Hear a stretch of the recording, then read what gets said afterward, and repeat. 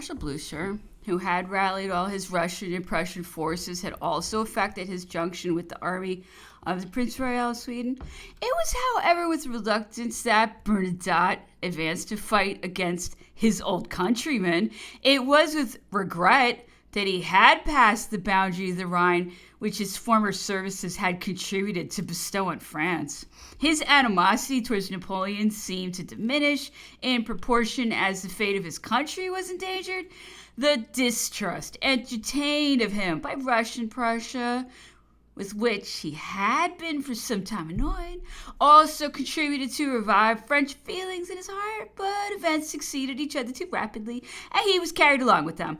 The Prince of Sweden could not avoid sending his vanguard to the assistance of Blucher. Thus, the Prussian general, who had fled for 10 days before Napoleon, found such numerous reinforcements in his rear that, notwithstanding his losses, he was still stronger than ever. He opposed to our center the corps of Bulov, to our left the corps of Langeron, Sacken, and Vinciguerota, and to our right the corps of Kleist and York.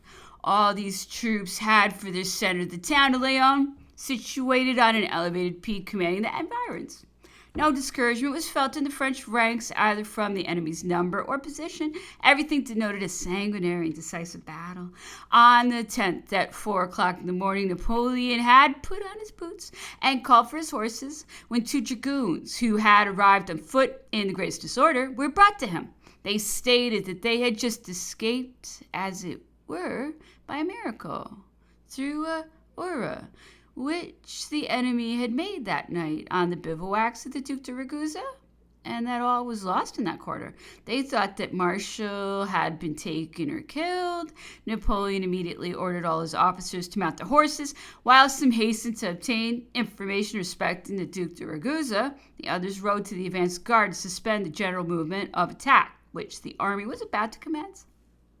Intelligence was soon revived, and the painful certainty communicated that the Duc de Ragusa's corps d'armée had in fact been surprised and dispersed in an attack made in the night, that the confusion had been extreme, that the park had lost a great number of cannon, but that the Duc de Ragusa had not been killed, and was then in person on the side of Corbigny on the Rheims road, striving to rally his troops.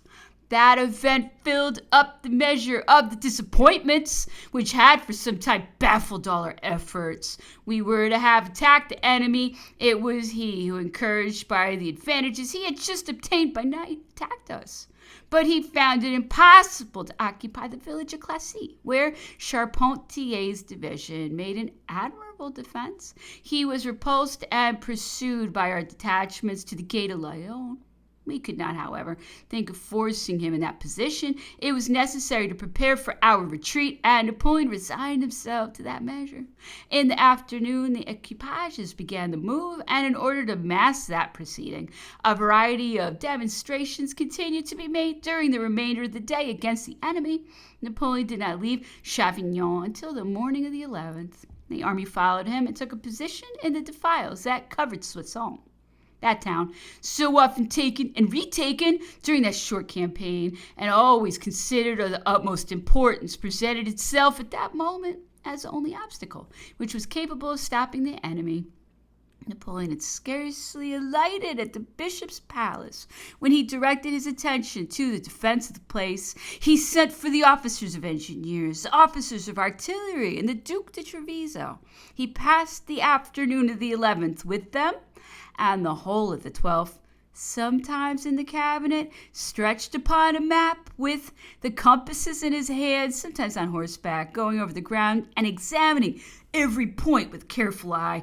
It was the Duc de Treviso who remained at Soissons, and while he was to oppose the passage of Blucher's army, Napoleon turned his arms against a new enemy in the night between the 12th and 13th of March, at the moment when the army was about to march on its return to the Seine by the road from Soissons to Château-Thierry. Napoleon received intelligence that the corps d'armée of the Russian general St. Priest, which had maneuvered on the side of Chalon-sur-Marne, had just taken possession of Reims. General Corbineau, assisted by General de France's cavalry, had at first driven back the enemy as far as Sillery. But the Russians having returned with a force of 15,000 men, we were compelled to give way. It was supposed that Corbineau had been taken or killed. The occupation of Reims by the enemy reestablished the communications of Schwarzenberg with Blucher, and that enterprise, moreover, already turned the position which had been just assigned to the Duc de Treviso. Napoleon could not be inattentive to such an advantage. He immediately took the road to Reims and arrived the same evening at the gates of the town. The Russians, although surprised, did not evince the less resolution to defend themselves. The engagement lasted the whole of the evening and part of the night. At length the enemy's general was dangerously wounded. He was carried off. His troops followed him, and Napoleon entered Reims at 1 a.m. The unhappy inhabitants had everything to fear from a conflict which the obscurity of the night might have rendered extremely dangerous. It must, however, be admitted, to the praise of both the Russians and the French, that the former evacuated and the latter took possession of the city without any injurious consequences but those which were inseparable from an action. Corbineau, who had disappeared when Reims was occupied by the enemy, was found at the break of day on the 14th among the inhabitants, who presented themselves in crowds before Napoleon's lodgings. He had been concealed in one of the inhabitants' houses. The troops of the Duc de Ragusa, after rallying at the bridge of Bernadotte, had arrived to cooperate in the attack of Reims. Their commander was called upon to give an account of his conduct. On his appearance, Napoleon vented his anger and reproaches, which penetrated perhaps too deeply into the marshal's heart.